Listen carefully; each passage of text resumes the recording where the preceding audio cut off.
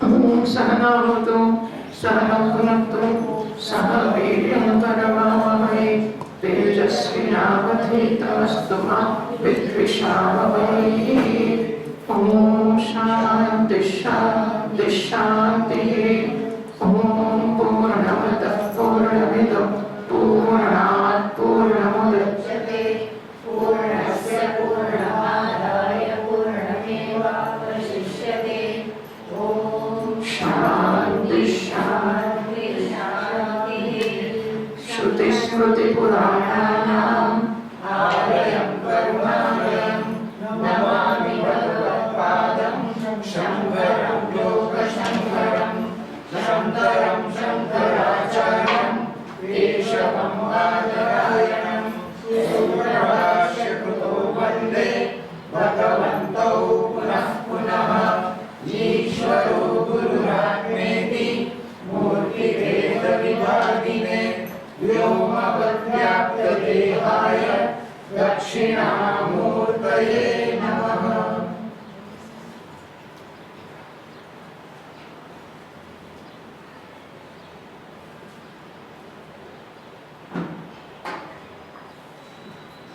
नमः श्री शंकरानंद नमः श्री शंकरानंद गुरुपादाम्बुजन्मने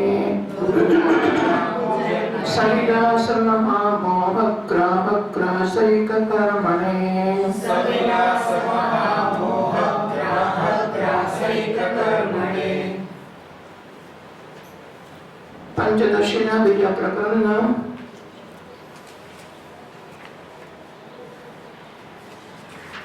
20 શ્લોકથી આપણે વાંચીએ. પંચદશીના બીજા પ્રકરણના 20 શ્લોકથી વાંચીએ. વૃક્ષસ્ય સ્વગતો ભેદઃ પત્રપુષ્પફલાદિભિઃ વૃક્ષાંતરાत् સજાતીયઃ विजातीयश्चिनादितः तथा सद्वस्तुनो भेदः तयं प्राप्तं निवार्यते ऐक्यावधारणद्वैतः प्रतिषेधस्त्रिविक्रमात् सतो नावयवाशङ्क्याः तदंशस्यानिरूपणात् नामरूपेण तस्यांशो तयोरद्याप्यनुद्भवात् नामरूपोद्भवस्यैव सृष्टित्वात् सृष्टितः पुरः न तयोरुद्भवस्तस्मात् निरंशं सत्यथा वियत् सदन्तरं सजातीयं न वैलक्षण्यवर्जनात् नामरूपोपाधिभेदं विना नैव सतोऽपिता।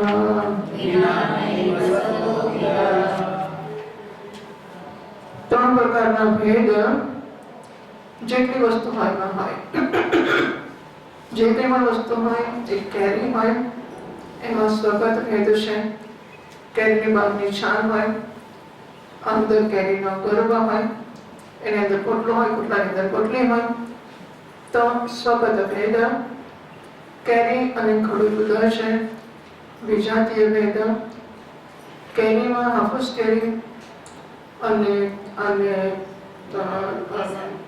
કેસર કેરી અને લંગડો કેરી આ સજાતીય ભેદો છે. કેરીમાં સજાતીય ભેદો છે. કેરીમાં સ્વગત ભેદ છે. કેરીમાં વિજાતીય ભેદ છે.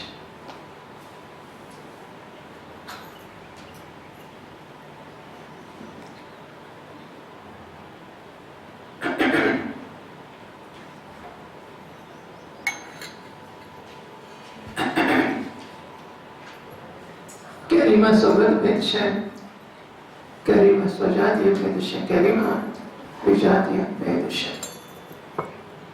ઘડામાં સ્વગત ભેદ છે, ઘડામાં સજાતીય ભેદ છે, ઘડામાં વિજાતીય ભેદ છે. બધી વસ્તુમાં 3 પ્રકારના ભેદ છે. તો પછી સદવસ્તુ વસ્તુ છે માટેમાં પણ 3 પ્રકારના ભેદ હોવા જોઈએ. આથી 3 પ્રકારના ભેદનું નિવારણ સદવસ્તુમાં ઐક્ય, અવધારણા અને દ્વૈત પ્રતિષેધ દ્વારા કરવામાં આવ્યું. એકઃ એવ અદ્વિતીયમ. એક એટલે ઐક્ય. ઐક્ય બતાવીને સ્વગત ભેદનો નિરાશ કરવામાં આવ્યો. અવધારણા એવ જ એના દ્વારા સજાતીય ભેદનો નિરાશ કરવામાં આવ્યો. અદ્વિતીયમ એમ કહીને દ્વૈતના પ્રતિષેધ દ્વારા કયા ભેદનો નિરાશ થયો?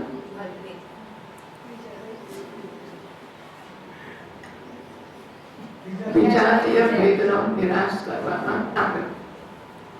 આમ 3 પ્રકારના ભેદ છે, 3 પ્રકારના ભેદ નથી એવું કહેવા માટે એક એવ અદ્વિતીયમ 3 શબ્દ વાપરવામાં આવે. પણ કહે છે કે તમે કેમ કહો છો કે સજાતીય સ્વગત ભેદ નથી? તો સ્વગત ભેદ ક્યારે હોય? જ્યારે અવયવો હોય ત્યારે. ડાળી હોય, પાંદડા હોય, ફળ હોય, ફૂલ હોય તો સ્વગત ભેદ હોય. અસતમાં અવયવો નથી માટે એમાં સ્વગત ભેદ નથી. પણ નામરૂપ તો છે જ ને. નામરૂપ એના અવયવ ના કહેવાય, એના નામરૂપ અવયવ ના કહેવાય. નામરૂપ સતમાં હતા જ નહીં. નામરૂપે તસ્ય અંશો ન. નામરૂપે અંશ નથી. પ્રયોગો અદ્યાપી અનભવ થયેલો ઉદ્ભવ થયો નથી. કેમ કહો છો કે નામરૂપ નથી થયા હજુ? કારણ કે નામરૂપ ઉદ્ભવસ્ય એવ સૃષ્ટિકાત. સર્જન કોને કહેવાય? નામરૂપ બને તો સર્જન કહેવાય ને. હજુ સર્જન નથી થયું એટલે નામરૂપ નથી થયા. સૃષ્ટિતઃ પુનઃ તયો ઉદ્ભવ હતા. સર્જનની પહેલા નામરૂપનો ઉદ્ભવ નથી. તસ્માત સત નિરંશમ માટે સત અંશ વગરનું છે. યથા વિગત જેમ આકાશ છે અંશ વગરનું તેમ. સારું ચાલો, સ્વગત ભેદ નથી એનામાં સજાતીય ભેદ તો ખરા કે નહીં? સદંતરમ સજાતીય. એક વૃક્ષ પછી બીજું વૃક્ષ હોય તો સજાતીય ભેદ થાય. એક ચકલી પછી બીજી ચકલી હોય તો સજાતીય ભેદ થાય. એક ખુરશી પછી બીજી ખુરશી હોય તો સજાતીય ભેદ થાય. એક ટેબલ પછી બીજું ટેબલ હોય તો સજાતીય ભેદ થાય. એક માણસ પછી બીજો માણસ હોય તો સજાતીય ભેદ થાય. પણ એક સત પછી બીજું સત નથી માટે સજાતીય ભેદ થતો નથી. સદંતરમ સજાતીય બીજું સત જે આ સતથી સજાતીય છે એવું નથી કે વૈલક્ષણ્ય વર્જનાથ. આ સતના કોઈ લક્ષણ નથી. બીજું સત એના કરતા વિલક્ષણ એવું નથી. નામરૂપ ઉપાધિ ભેદમ વિના સતઃ પિતા ન એવ. નામ અને રૂપની ઉપાધિ નથી માટે એક સતથી બીજું સત એવું જુદું કશું નથી માટે સજાતીય ભેદ નથી. ઉપાધિ પરામર્શ માત્રેણ અવિભાવ્યમાન ભેદત્વાદ. એવું છે કે માટીનો ભેદ ક્યારે બને છે? નામ રૂપની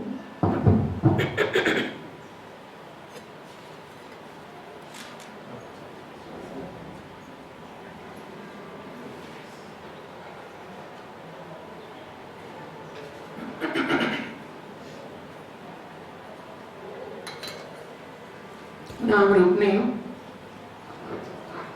ઉપાધિ છે ને. એક ઘડો ને બીજો ઘડો બંને માટી હતા. પછી માટીને ઘડી અને લાલ બનાવ્યો અને પીળો બનાવ્યો. ત્યારે પીળો ને લાલ ઘડો કે આકાર ઉપાધિ બની માટીની. ત્યારે માટીમાં સજાતીય ભેદ ઉત્પન્ન થયા. ઉપાધિ પરામર્શ મંત્રેણ ઘડાનું નામ અને રૂપ કે આકાર માટીની ઉપાધિ છે. ઉપાધિના પરામર્શ વગર, ઉપાધિ સાથેના સંબંધ વગર માટેમાં ભેદ પડતો નથી. સતમાં ઉપાધિ વગર એક સતને બીજું સતનો ભેદ સજાતીય ભેદ પડતો નથી. ઠીક એવું રાખો એટલે સ્વગત ભેદ નથી, કારણ કે અવયવ નથી. સજાતીય ભેદ નથી, કારણ કે નામ રૂપની ઉપાધિ હોય તો જ ભેદ વધે છે. નામ રૂપ ઉપાધિ નથી હોય તો સર્જન સુધી માટે સજાતીય ભેદ પણ નથી, બીજું સત નથી. હવે ઠીક છે, તો વિજાતીય ભેદ કરો કે નહીં એવી શંકા કરીને સતઃ વિજાતીય અસત. સતની જાતિનો બીજું શું હોય? સત હોય. બરાબર? સતની જાતિનો બીજું સત હોય. સતની વિજાતિનો બીજું શું હોય? અસત. બરાબર? સતની જાતિનો સત હોય, સત્ય વિજાતીય અસત હોય. અસત એટલે નથી. નથી ને છે કહેવાય કે ના કહેવાય? સતનું વિજાતીય અસત, અસતને છે કહેવાય કે ના કહેવાય? ના કહેવાય તો અસત છે એવું હોય, અસત છે એવું ના હોય તો સતનો વિજાતીય કશો હોય કે ના હોય? બરાબર? સતનો વિજાતીય અસત. અસત કેવું તો અસતને છે કેવું પડે. અસત એટલે નથી, નથીને છે નહીં કહેવાય. એ સંજોગોમાં સતનું વિજાતીય કશું નથી. વિજાતીય અસત તસ્ય અસત્વેન એવ. અસત એટલે નથી, જે નથી તે જ સતનો પ્રતિયોગી બનવું સંભવિત નથી, માટે સતનો પ્રતિયોગી ભેદ નથી, એટલે વિજાતીય ભેદ નથી. એ 25મા શ્લોકમાં કહેશે. વિજાતીયમ અસત્તત્તો ન ખલ્વસ્તીતિ ગમ્યતે નાસ્યાતઃ પ્રતિયોગિત્વં વિજાતીયાદ્વિધા કુતઃ. સતનો વિજાતીય અસત છે. તત્તુ ખલુ અસ્તિ ઇતિ ન ગમ્યતે.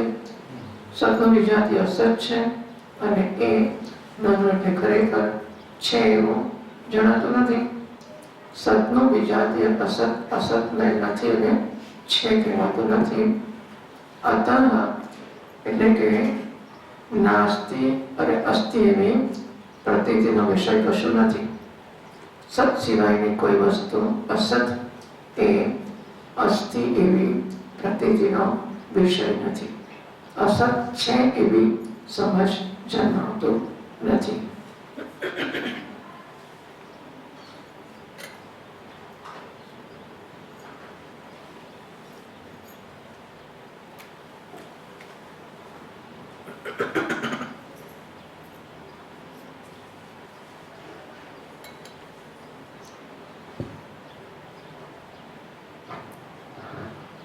અસત સત એવી પ્રતીતિનો વિષય બનતું નથી. અતઃ અસ્ય અસતઃ પ્રતિયોગિત્વં વિજાતીયાદ્વિધા કુતઃ. તો સતનું પ્રતિયોગી એવું અસત કેવી રીતે હોય? કારણ કે અસત છે એવું તો બનતું જ નથી. જો સતથી જુદું અસત હોય તો એમ કહેવાય કે સતમાં વિજાતીય ભેદ છે, પણ સતથી જુદું અસત નથી. અસત નામની વસ્તુ નથી એને જ અસત કહેવાય, અને અસતને છે એવું ના કહેવાય. માટે સત્ય વિજાતીય અસત નામની વસ્તુ નથી, માટે સતમાં વિજાતીય ભેદ પણ નથી. આમ સતમાં અવયવો નથી, માટે સ્વગત ભેદ નથી. પછી સજાતીય ભેદ કેમ નથી? બીજું સત નથી, નામ રૂપ રૂપી ઉપાધિ પણ નથી, અને માટે સજાતીય ભેદ નથી. અને સત્ય વિજાતીય અસત નામનો કશો નથી, માટે વિજાતીય ભેદ પણ સતમાં નથી. તે સિદ્ધ શું થયું? ફલિતમ આ એનાથી શું ફલિત થાય છે? 26મા શ્લોકમાં કહેશે. एकमेवाद्वितीयं सत् सिद्धमत्र तु केचन विह्वलम् असदेवेदम् पुरासीदित्यवर्णयन्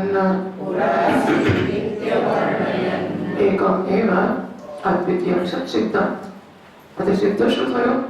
ત્રણ પ્રકારના ભેદ છે. સ્વગત ભેદ નથી માટે એક જ એવું સિદ્ધ થયું. સજાતીય ભેદ નથી માટે એવકાર સિદ્ધ થયો. વિજાતીય ભેદ નથી એટલે અદ્વિતીય સિદ્ધ થયું. આમ સ્વગત સજાતીય વિજાતીય ભેદ નથી. આથી એક અદ્વિતીય એક એવ અદ્વિતીય ત્રણ ભેદથી રહી તેવું સત સિદ્ધ થયું. આવું થયા પછી અત્ર તો કેચન આવું હોવા છતાં આ જે સત છે તે ત્રણેય પ્રકારના ભેદ વગરનું છે.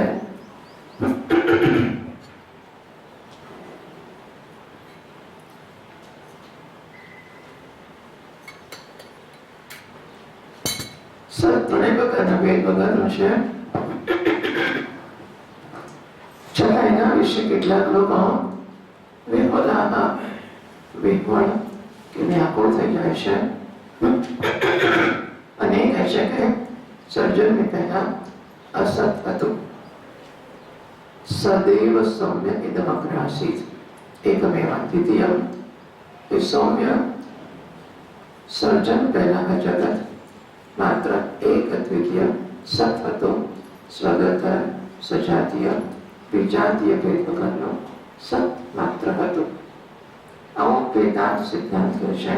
ઉપનિષદ આવું કહે છે. કેટલાક લોકોને સાંભળીને એમને કંઈક થઈ જાય છે. એવું શક્ય નથી કે એક અદ્વિતીય સત સર્જનની પહેલા હોય. એમને એવું લાગે છે કે આ બરાબર નથી. અસદેવ ઇદમગ્રાસીત. ત્યાં આગળના મંત્ર જોડેના પછીના મંત્રના સંધિથી અસત એવું પણ સંધિ થઈ શકે છે. એટલા માટે સદૈવ સમિદમગ્રાસીત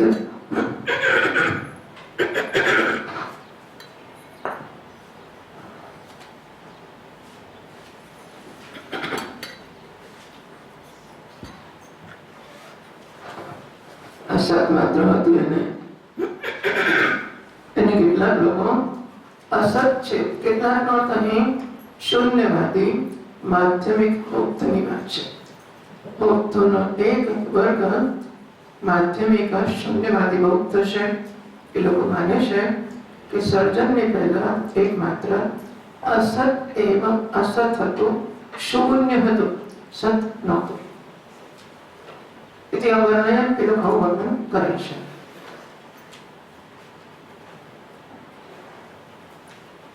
એમનું કેવું છે એકદમ પ્રત્યક્ષ અનુમાન આગમાદી પ્રમાણ સિદ્ધમ દ્વૈતમ.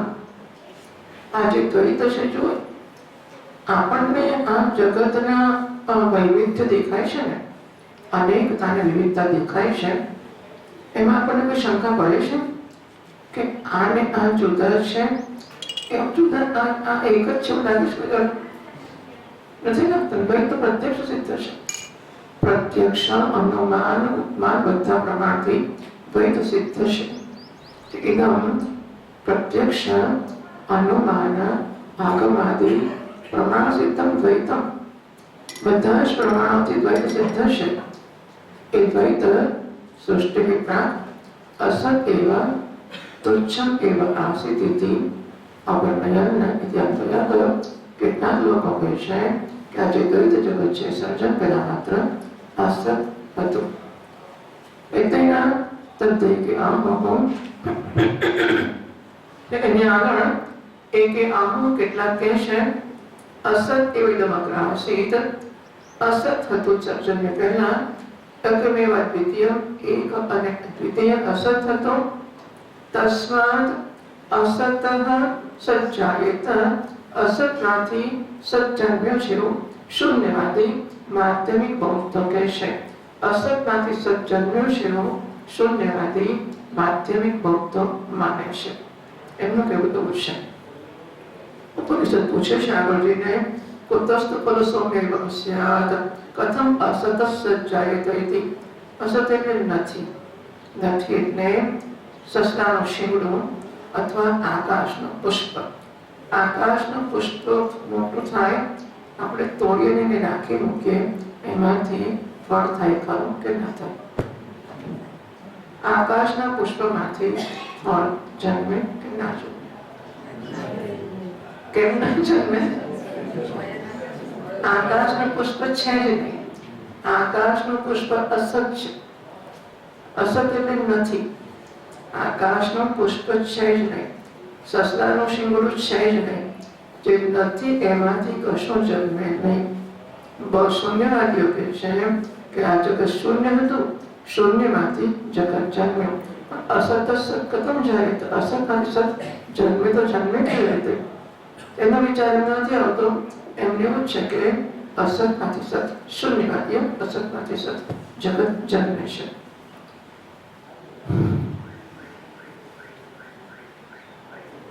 કેવી રીતે સમજ એ બતાવે છે પછીના 27મા શ્લોકમાં. મગ્નસ્યાપ્તૌ યથા ક્ષાણી વિહ્વલાનિ તથાસ્યતિ વિહ્વલાનિ તથાસ્યતિ અખંડૈકરસં શુદ્ધ્વા નિષ્પ્રચારા વિભેત્યતઃ. અબ્ધો મગ્નસ્ય, અબ્ધ એટલે સમુદ્ર. માણસ સમુદ્રમાં ડૂબાડવામાં આવ્યો હોય અથવા જાતે ડૂબકી મારતો હોય, તો સમુદ્રમાં ડૂબકી મારતો હોય ત્યારે માણસ ડૂબકી મારે અને કોઈ માથે હાથ મૂકી દે, બરાબર? ક્યારે માથે હાથ મૂકો, માથે હાથ મૂકો, માથે દે. ડૂબકી મારી અને માથે હાથ મૂકી દો. માથે હાથ મૂકે એટલે આમ કોઈ ગમે હોશે મારે. જે લોકો મારવાના નિષ્ણાત છે એની બધી વાત છે, પણ તમારા મારા જેવા માણસો તો ભાઈ કેટલી ડૂબકી મારવાની, 5 ડૂબકી ધબ મારે બહાર નીકળી જાય. એટલે ડૂબકી મારવી એટલું આપણું કામ, તો ડૂબકી મારે બહાર નીકળી જાય. મારી અંદર ના પડી રહે અને કોઈ માથે હાથ મૂકી દે તો કેવું થઈ જાય? એની બધી ઇન્દ્રિયો બહાવરી બની જાય ને આંખો બહાર નીકળવાથી જાય, કાન, નાક, આંખ બધી વસ્તુઓ છે એકદમ વિમળ વ્યાકુળ થઈ જાય અને બહાર નીકળવા તત્પર થઈ જાય. સો અબ્ધો મગ્નસ્ય, અબ્ધ એટલે સમુદ્રમાં જે ડૂબ્યો છે તેની અક્ષાણી એટલે ઇન્દ્રિયાણી, ઇન્દ્રિયો જેવી રીતે વિહ્વલાની વિમળ થઈ જાય છે, વ્યાકુળ થઈ જાય છે, બહાર નીકળવા તત્પર થઈ જાય છે. આ જે શૂન્યવાદીઓ છે એમને કેવું થાય છે? તથા અસ્યધિ અખંડ એકરસમ શુદ્ધ્વા અતઃ નિષ્પ્રચાર વિભેતિ. એક અદ્વિતીય અખંડ બ્રહ્મ છે ને, આ સાંભળે શૂન્યવાદીઓ પેલો સમુદ્રમાં ડૂબેલાની ઇન્દ્રિયો જેવી રીતે બાવરી થઈ જાય એમાં બાવરો થઈ જાય છે કે અખંડ એવું એક અખંડ બ્રહ્મ છે, પેલું કશું છે જ નહીં. નિષ્પ્રચારા હવે કરવાનો શું? વાત એવી છે કે મોટા ભાગના લોકોને અદ્વૈત જોડે રસ જન્મતો નથી હોતો. આમ વેદાંત પણ પુણ્ય હોય એટલે વેદાંત નામી જાય. બહુ મહાન વસ્તુ છે કે પૂર્વના પુણ્યને કારણે વેદાંતના મહાત્માનો સંકલ્પ થયો. વેદાંતનું શ્રવણ ભલે કરતો હોય છતાંય સમજે છે કે ભગવાન કૃપા કરે અને આપણું ભલું થાય. આપણે ભગવાનને મળવાનું છે, ભગવાનના દર્શન કરવાના છે, ભગવાન માટે વાત મૂકે, આ બધી વાતો પ્રયાસ કરતો હોય એટલે એમ કહેવાય કે વેદાંત ભણે છે. અંદરથી એ દ્વૈતના પોતાના ખ્યાલોને, અપેક્ષાઓને અને એ પુરુષાર્થ છે એવી કલ્પનાને જાળવી જ રાખે છે અથવા જળવાયેલી રહે છે. એટલે કે વેદાંતનું શ્રવણ છે એ દ્વૈતના નિશ્ચયની સાથે રૂબરૂ ફેસ ટુ ફેસ થતું નથી. તો એક કમ્પાર્ટમેન્ટ કહે છે કે હું બ્રહ્મ છું એટલે તો ભણનારો, બીજો કમ્પાર્ટમેન્ટ જીવનારો છે એ કહે છે કે બ્રહ્મ ખરું, બાકી આપણે પણ છે, હું તો દયાળ દેવ, હું તો દાની, હું ભિખારી, ભગવાન છે, આપણે બિચારા ભક્ત છે, આપણે ભગવાન હોઈએ. હું ભગવાન છું કહેવાય? કહેવાય? હું ભગવાન છું કહેવાય? સવાલ જ નથી આવતો, કહેવાતું હશે. નાના જ કહેવાય. આમ પેલા પ્રમાણિક લોકો વિચારે હું ભગવાન નથી જ નથી કહું. ભગવાન હું તો કહું કે ભગવાન છું, હું ભગવાન નથી, પછી કેવી રીતે કહેવાય કે હું ભગવાન છું? એટલે આ જે ખ્યાલ છે ને કે હું મારા કરતા ભગવાન ભિન્ન છે અને ભગવાન કૃપા કરે અને મારું ભલું થાય, ભગવાનના શરણમાં હું ધન્ય છું, ભગવાનની પૂજા કરતીથી હું મારું કલ્યાણ થશે, આવો દ્વૈતનો નિશ્ચય તો માણસનો રહેતો જ હોય છે. હવે એને એમ કહેવામાં આવે કે તું ને બ્રહ્મ એક હશે, તો શું થાય કે મારો અત્યારનો ખ્યાલ એવો છે કે હું અલ્પ જીવ છું. બરાબર? જીવન તો છોડી દઉં પછી મારું થશે શું? નદી સમુદ્રમાં મળવા જાય, સમુદ્રમાં ગયા પછી ગંગા યમુના, ગંગાજી પોતાનો સફેદ પ્રવાહ જાળવી રાખે, યમુનાજી પોતાનો શ્યામ પ્રવાહ જાળવી રાખે, તો સમુદ્રમાં એક થાય કે ન થાય? ઈયમ ગંગા ઈયમ યમુના, આ પેલી સફેદ સફેદ ગંગા છે, આ શ્યામ વર્ણના છે યમુના છે. જ્યાં સુધી એવું દેખાય છે ત્યાં સુધી સમુદ્રમાં મળી નથી. સમુદ્રમાં ક્યારે મળે? હું ગંગા છું એ ગંગા પણ છોડે ત્યારે સમુદ્રમાં મળે. હું યમુના છું યમુના પણ છોડે ત્યારે સમુદ્રમાં મળી શકે. હું ગંગા છું કહેવાનો લાભ પણ છે. ગંગાજીનું જળ પવિત્ર છે, મીઠું છે. ગંગાજીમાં લોકો સ્નાન કરે છે અને ગંગાજળ ભરીને ઘેર લાવે છે અને જીવતા ને મરતા ગંગાજીનું પાન કરે છે. યમુના વાળા યમુનાજીનું એ કરે છે, પણ સમુદ્રનું પાન કરે છે? ભરી રાખે સારે માટે પ્રસંગ ટીપું ટીપું મૂકીએ કોઈ પોડા ના કરે ને. ગંગા કે હું તો પવિત્ર છું.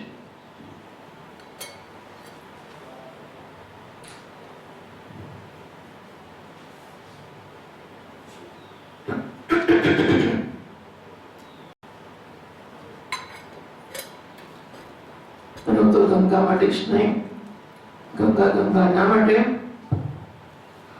તો સમુદ્ર થવાનો લાભ એને ના મળે.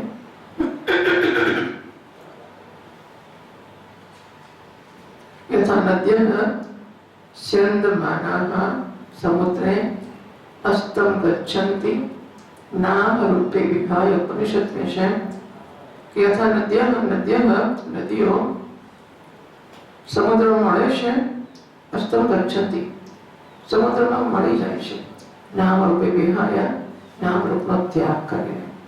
પણ ત્યાગ કરતા પહેલા બીક લાગે મારું થશે શું? એમ સ્ત્રી લગ્ન કરીને સાસરે જાય પછી બધું ખુલ્લું કરી દે, પોતાના બાપને ઘેરથી જેવી આપ્યું હોય તે, અને આ સાસરિયા લઈ લે બધું અને પછી કાઢી મૂકે. એને આપે ને પહેરતી વખતે સાસુ પહેરે ના કરે ના પહેરીને મને પહેરવા ના આપે, તેને બીક તો લાગે ને. બધું કહી દઈશ, આપી દઈશ, પછી મને નહીં આપે તો મને ખબર થતું હશે તો હું માણસ થાય એવું કે ના થાય? લગ્ન કરીને આવે તો તરત જ પોતે બધાનું પોતાનું સમર્પણ, પોતાના જે પૈસા માનો કે નોકરી કરતી હોય તો પગાર આવે બધું આપી દેવાનો. આ બધી વસ્તુ લોકો ના પણ કરે પણ ખરા, મને નથી ખબર.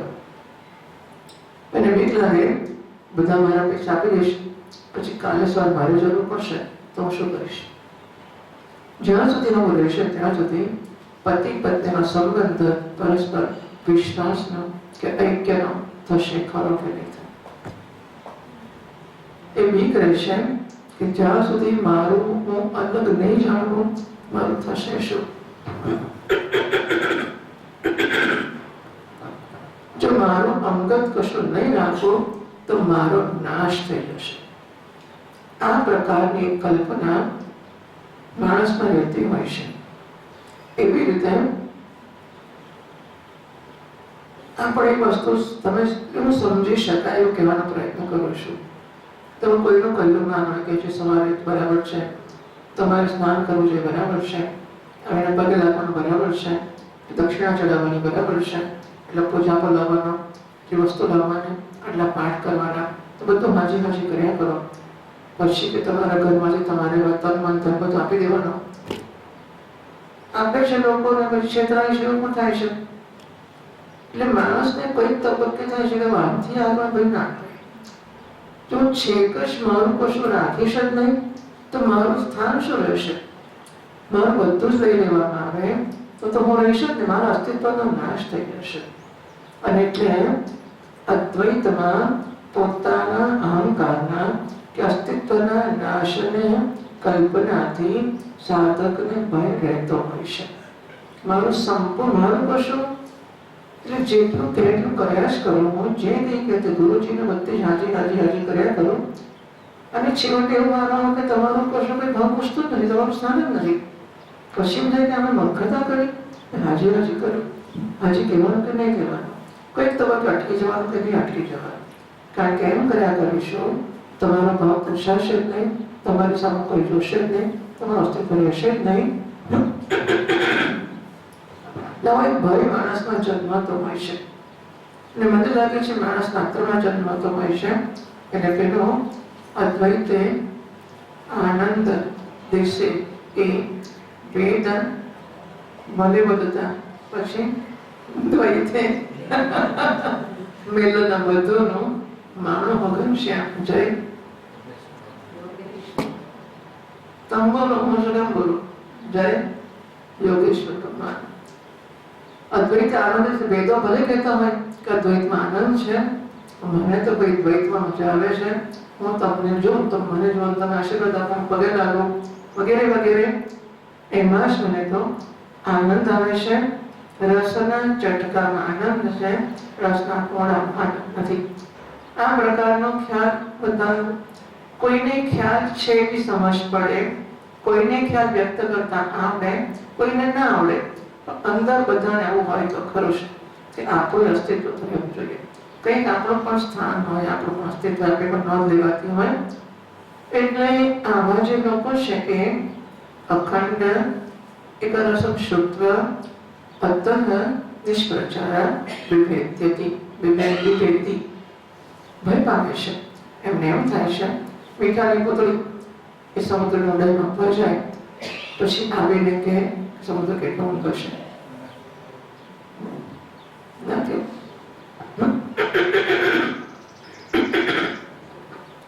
મીઠાની પૂતળી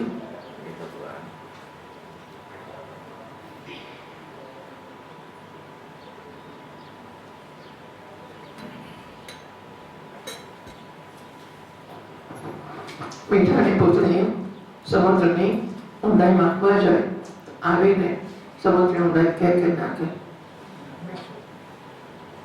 સમુદ્રમાં વિલીન થઈ જાય. એમ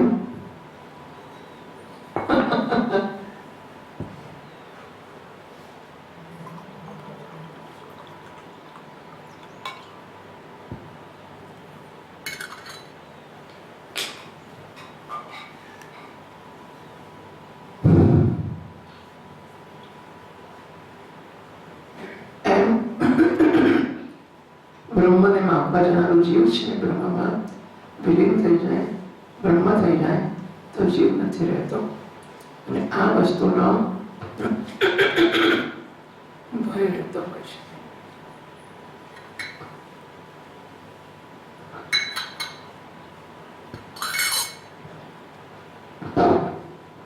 માટે અખંડ એક રસમ શુદ્ધ બ્રહ્મ અખંડ છે, એક રસ છે, અખંડ છે એટલે સ્વગત સજાતીય વિજાતીય ભેદ વગરનો છે. એક રસ છે એટલે હોમોજીનિયસ, એક રસ સ્વરૂપ છે, સત સ્વરૂપ છે. આવું સાંભળીને એમની બુદ્ધિ છે નિષ્પ્રચાર, એ કોઈ પ્રકારના પ્રચાર વગરની વિભેદી વ્યાકુળ થઈ જાય છે. જીવ પણ છોડીને બ્રહ્મ થવાય પણ જીવ પણ છોડવાની હિંમત એમનામાં જન્મતી નથી. આગળ કહ્યું હતું કે કેચન કેટલા આગળ એ બહુવચન હતું કેચન, અહીં કહે છે અસ્થિતિ એક વચન છે. સમજવું કે જાતિના અર્થમાં છે એટલે કે આ બધા શૂન્યમાંથી અવાજ છે કે એ લોકો સાકાર વસ્તુમાં વ્યાકુળ નથી થતા, પણ એનાથી ઉલટું નિરાકાર વસ્તુની વાત આવે ત્યારે વ્યાપક થઈ જાય છે. કારણ કે એનું ચિંતન છે ન કરો. આખરે મારે ચિંતન કરવું હોય તો કંઈક નામ હોય તો ખરું ને, શ્યામ સુંદર છે, મુરલી મનોહર છે કે મોર પિચતારી છે, તો કશું જ ન હોય તો શું કરવાનું? એટલે જ્યારે આપણે કોઈ નામરૂપ સાથે જોડાઈએ ને તો એક સલામતીનો અનુભવ હોય છે, સિક્યોરિટી, કે ભગવાન છે મારું રક્ષણ કરશે. પણ જો ભગવાનની સાથે મારો સંબંધ અયોગ્ય થઈ જાય તો મારાથી જુદો મારો રક્ષક ભગવાન રહેશે નહીં, પછી મારું રક્ષણ કોણ કરશે? આ પ્રકારનો ભય રહેતો હોય છે. અને એટલા માટે અહંકારના નાશની વખતે માણસ ગભરાઈ જાય છે. ઘણું બધું કર્યા પછી કોઈક ને કોઈક તબક્કે માણસ અટકી પડતા હોય છે. અને એવું થતા એ સ્થિતિને પ્રાપ્ત નથી કરી શકતા ભય પામીને. એનાથી બી જાય છે પ્રચારિતા સતી તથા અસ્માત વસ્તુના વિભેદ, એનાથી લોકો ભય પામે છે. આ જે વાત તમે કહી એ ક્યાંથી લાવ્યા? ઉક્તાર્થ. ઉક્ત એટલે શું? અખંડ એક સંશુદ્ધ અતઃ નિષ્પ્રચાર વિભેતિ. અખંડ એક રસ પરબ્રહ્મ છે એવું સાંભળીને એ સાંભળવાને કારણે આ શૂન્યવાદી જીવન લોકો બીએ છે કે ભય પામે છે. એ ક્યાંથી લાવ્યા? તો કે આચાર્યને એમાં સંમતિ છે દર્શાવતા 28ના શ્લોકમાં કહે છે, ગૌડાચાર્ય નિર્વિકલ્પે સમાધાવન્ય યોગિનાં સાકાર બ્રહ્મનિષ્ઠાનાં અત્યંતમ ભયમોચિરે. ગૌડપાદાચાર્ય મહારાજ, શંકરાચાર્ય મહારાજ ભગવાન, શંકરાચાર્ય ભગવાનના ગુરુજી કોણ? ગૌડપાદાચાર્ય મહારાજ. એમના ગુરુજી કોણ? ગૌડપાદાચાર્ય. એટલે ગૌડપાદાચાર્ય મહારાજ શંકરાચાર્ય ભગવાનના દાદા ગુરુજી થાય, બરાબર? શંકરાચાર્ય ભગવાન, ગૌડપાદાચાર્ય ભગવાન એમના ગુરુજી, ગૌડપાદાચાર્ય એમના ગુરુજી. તો માંડવ્ય ઉપનિષદ ઉપર ગૌડપાદાચાર્ય મહારાજની કારિકાઓ છે. કારિકા મહારાજ લખે છે એ શું લખે છે? ચાલો 29મો શ્લોક વાંચીએ. એમાં કહે છે, સ્પર્શ યોગો નામૈષઃ દુર્દર્શ સર્વયોગિનઃ યોગિનો વિપ્યતે યસ્માદ અભયે ભયદર્શિનઃ. આ કારિકાનો શ્લોક છે. અસ્પર્શ યોગો નામ એષઃ સર્વયોગી દુર્દર્શન. દ્વૈતનું દર્શન કરીને દ્વૈતને સત્ય માનનારા જે યોગીઓ છે એ લોકો અસ્પર્શ યોગથી ભીખ ભય પામે છે. એ એવી હિંમત કરી શકતા જ નથી કે હું બ્રહ્મ સાથે એક હોઈ શકું, કે સત સાથે હું એક હોઈ શકું. પેલો બરફનો કટકો છે.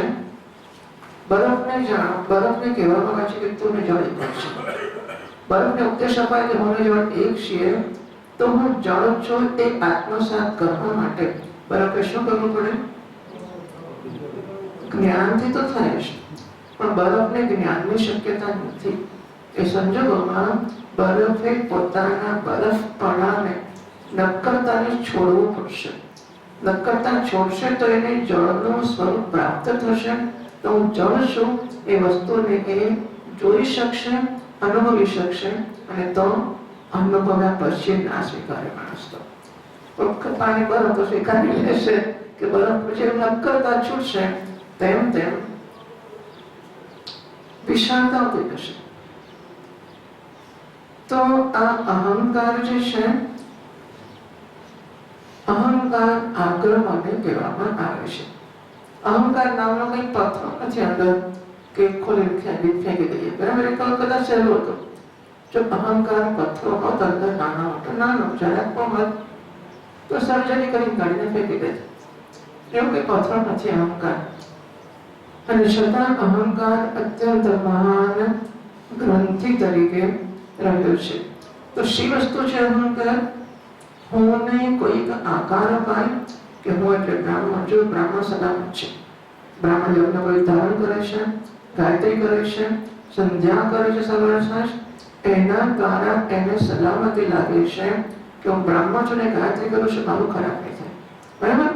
જે લોકો જે કંઈ પોતાના વર્ણાશ્રમ પ્રમાણે કરતા હોય છે એ બધા જ લોકો તેમાંથી સુરક્ષાને ઈચ્છે છે, સુરક્ષાની ખાતરી રાખે છે.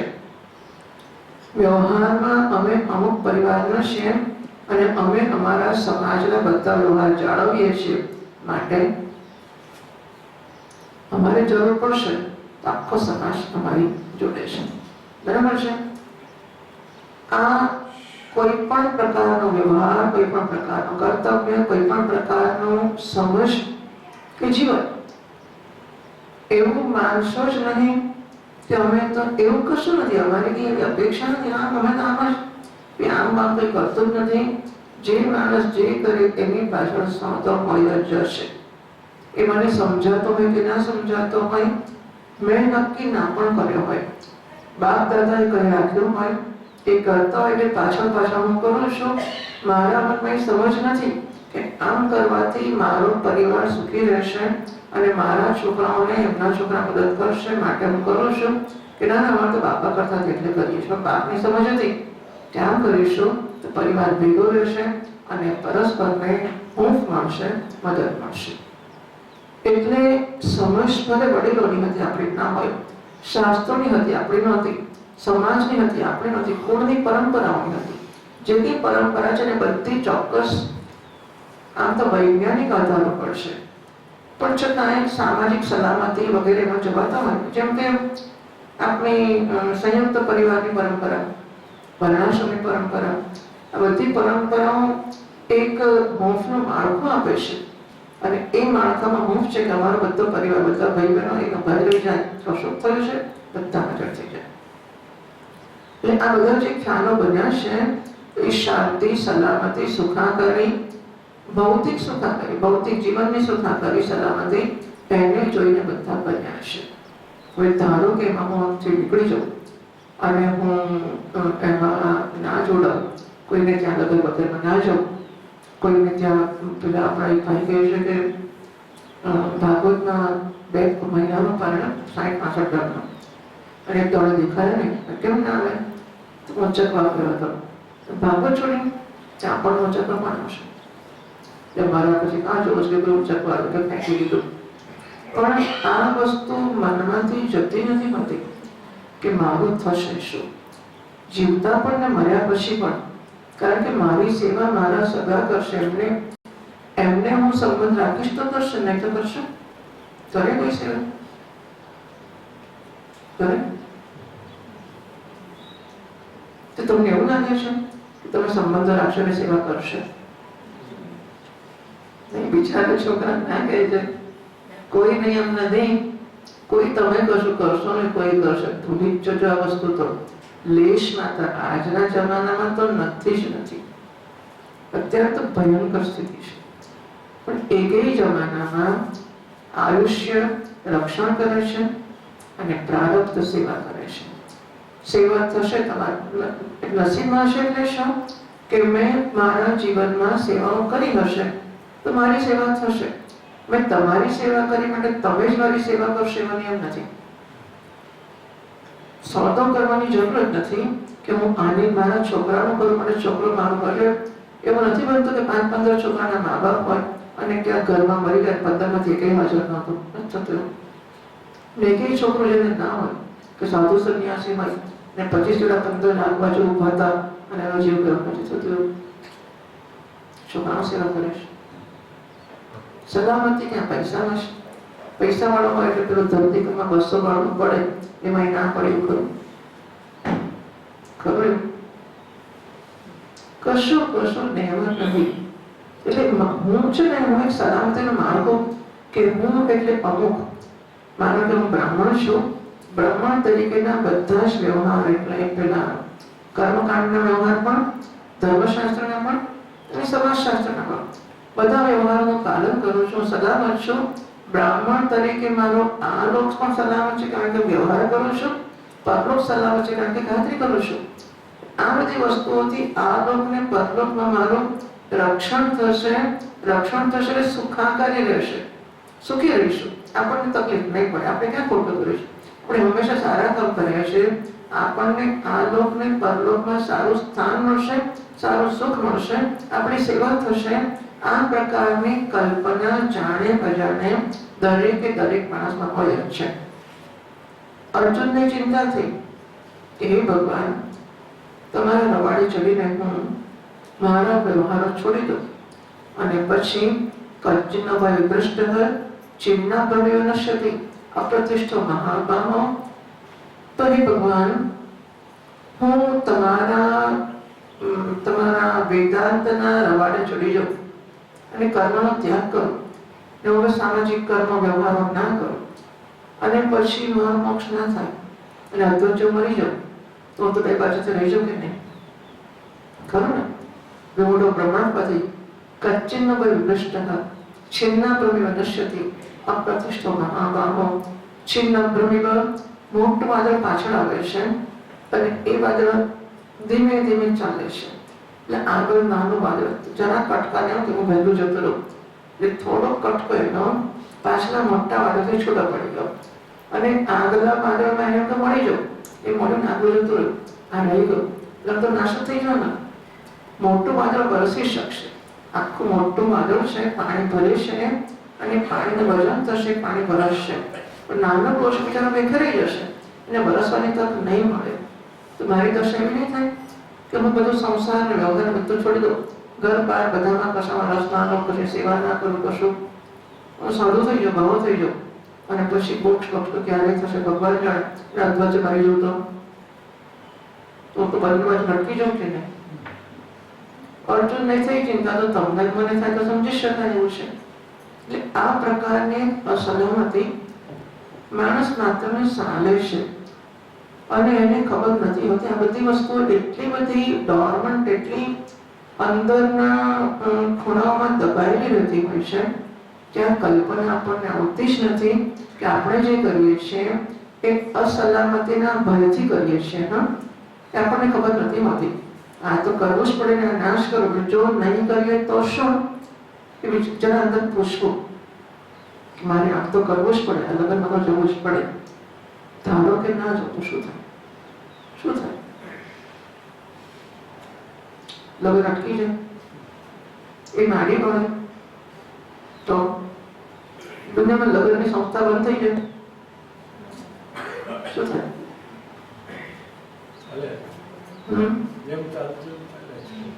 ચાલે તો પછી આપણે ચાલીએ કે એના વગર? પ્રશ્ન બંને છે. મારા વગર એ અટકશે પણ પ્રશ્ન છે, એના વગર હું અટકી હું જો બધા નહીં જાઉં તો મારું તો મને કોઈ પૂછશે જ નહીં, મને સેવા નહીં કરે. પૈસા નહીં હોય તો પૈસા હશે તો કોઈ કઈ પૂછશે, નોકર પૂછશે. પૈસા નહીં કોણ પૂછશે? કોઈ નહીં પૂછે. બધા બહુ કમ્પ્લીટ નથી, નહીં પૂછે. પૈસા હોવા જોઈએ ને સેવા એ લોકોની કરવાની. લગ્ન ના કરનાર વધારે સેવા કરે છે. હું તો એવું જોઉં છું બિચારા. એટલે દિસ અસલામતી બિઝનેસ તો સમજાયો હશે, ખબર નથી. એટલે મારા પાણાનો હું સંપૂર્ણ ત્યાગ કરું, સંપૂર્ણ સમર્પણ કરું, તમારું થશે શું? આ ભય બધામાં રહેતો હોય છે. એટલે દૂરદર્શન સર્વયોગી ભેગી એના હવે ઉપરનો શ્લોક જોઈ લો. ગૌડાચાર્ય ને ગૌડપાદાચાર્ય 28મા શ્લોકમાં 28મા શ્લોકમાં એ શ્લોકને ઉદ્ધૃત કરે, શ્લોકની સમજ આપે છે. પછી શ્લોક ઉદ્ધૃત 29માં કરે છે.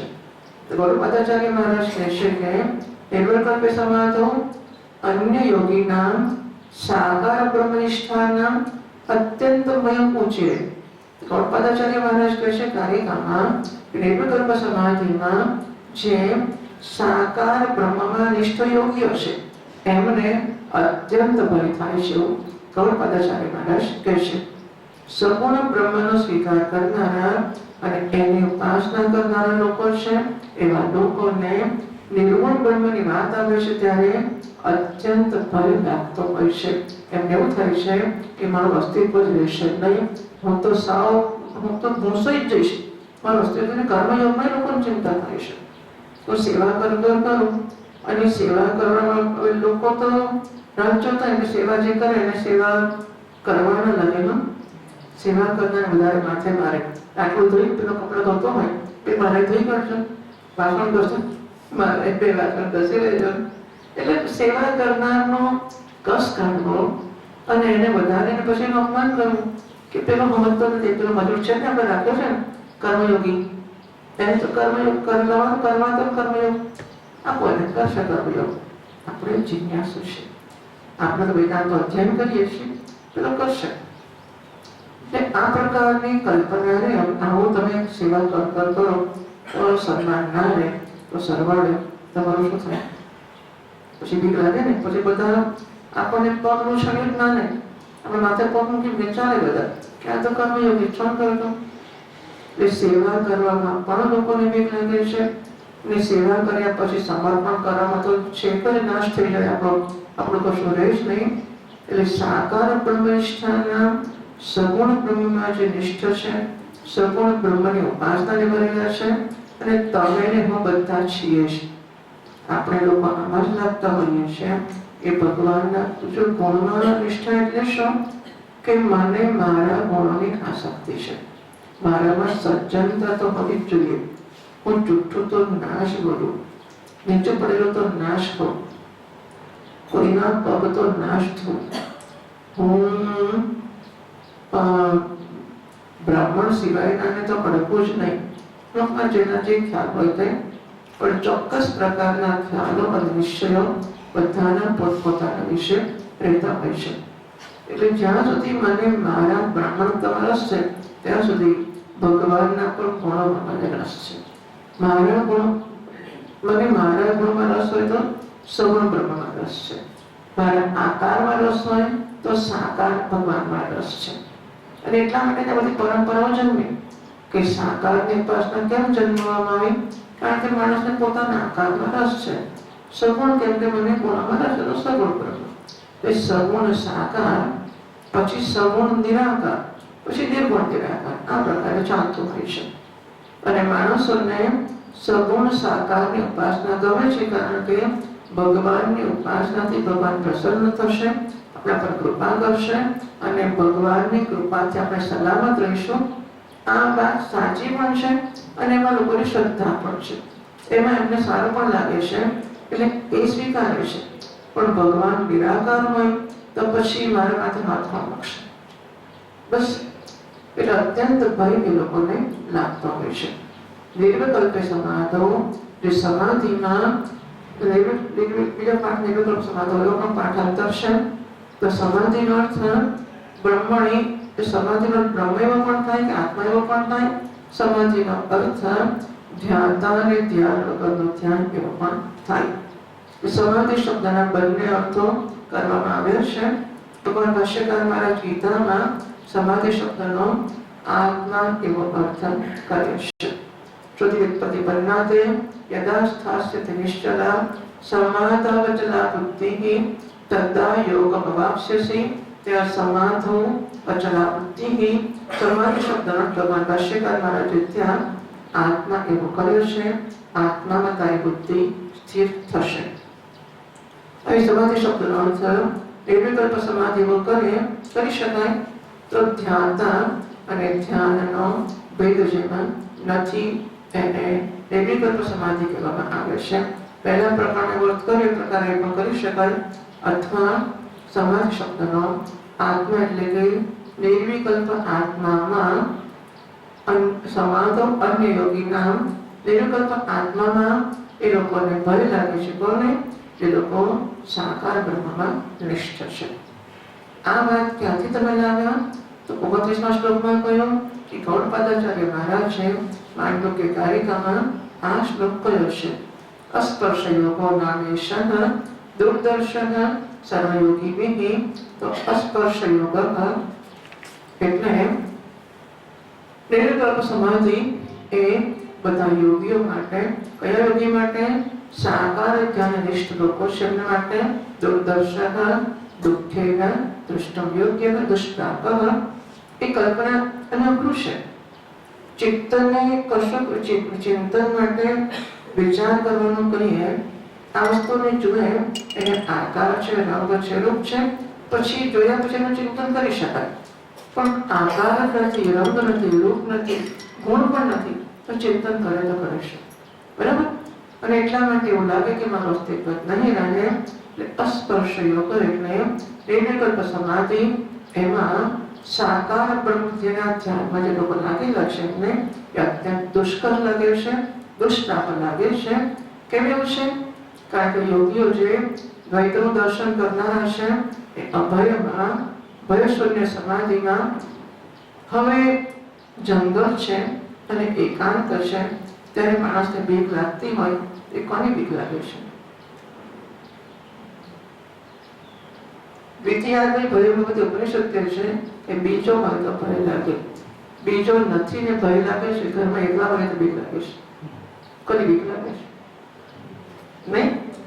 આમ તો બીજો હોય તો બીક લાગે ને, પેલો હુમલો કરશે, બધું પડાવી લેશે. પણ એકલા હોય તો બીક લાગે છે ને બીક લાગે છે? કલ્પનાની બીક લાગે છે, હમણાં આવશે. બરાબર? આ કલ્પિત ભય હોય છે.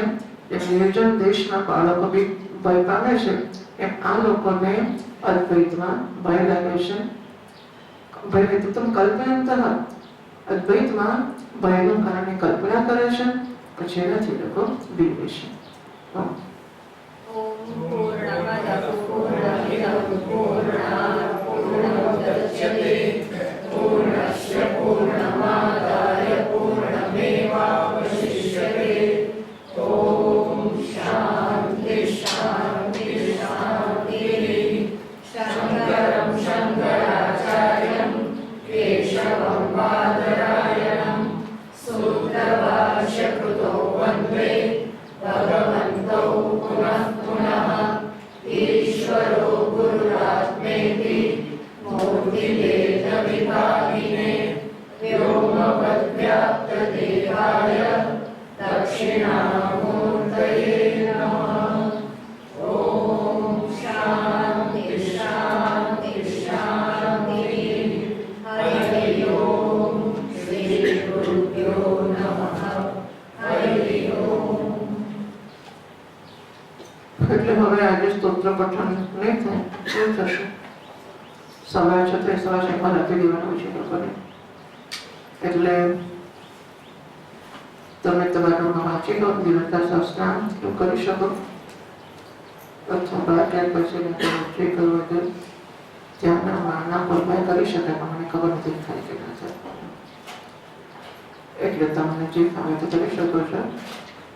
હવે આપણે 7:30 જમવા મળવાનું હોય છે. 7:30 જમવા કરીશું.